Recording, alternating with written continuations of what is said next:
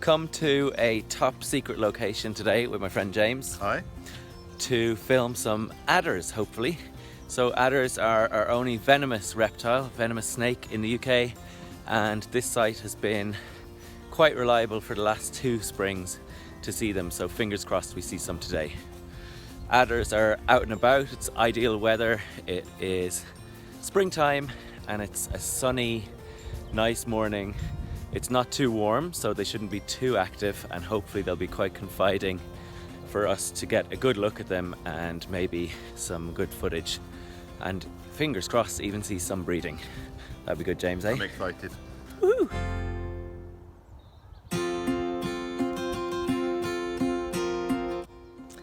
So the way to spot adders is to be quite slow. They don't mind sound as much as vibration. We're gonna look on the edge of some like gorse and bramble thickets, and at this time of the morning it's about 9:45. The sun is out, it's not too warm yet, so they'll be out basking and trying to absorb some heat for the day's activities. And we should see them and be able to get quite close because they're not too warm yet. If they're too warm, they're very, very active and alert, and they'll just slip off really, really quickly. But we're just gonna hug the edge habitat of the grassland and these kind of bramble thickets behind, and hopefully we get to see some. Last year I saw some actually breeding, which was quite interesting.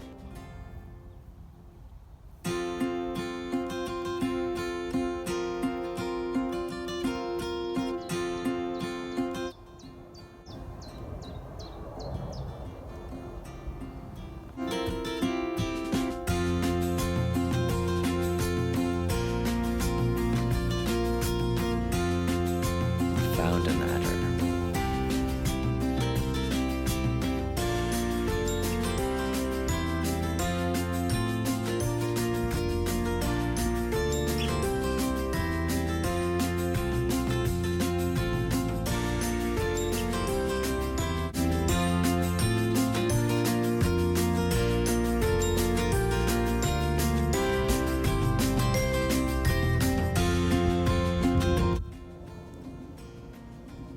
We've seen 2 so far, but it's actually quite warm now, and they zipped off as soon as we stopped and looked at them.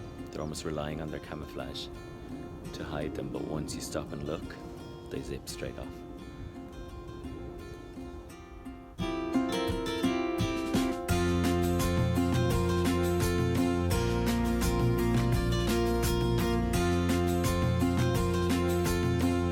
So we've just found one that's pretty obliging, and he's sitting here basking right in front of us,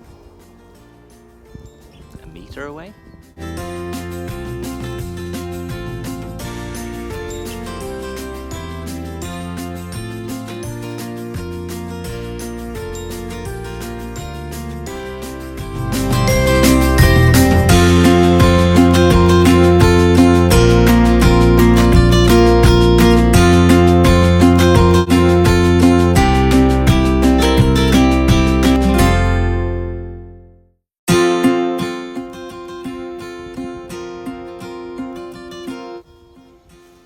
So James just asked, where do they lay their eggs?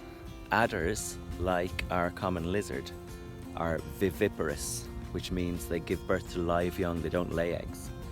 And one of the reasons northern hemisphere reptiles like adders and common lizards give birth to live young is that if they laid eggs, they're fixed in one place and they're at the mercy of the weather. They can cool down and not have ideal incubation temperatures and conditions.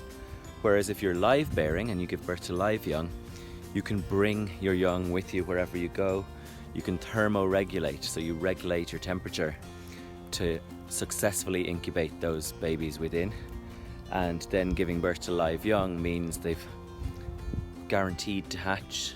They're going to be fairly well developed when they're given birth to. Live, independent young that are ready to go out into the world straight away from the protection of their mother, rather than leaving eggs prone to predation, fluctuations in temperature, and varying weather conditions that might mean they won't hatch.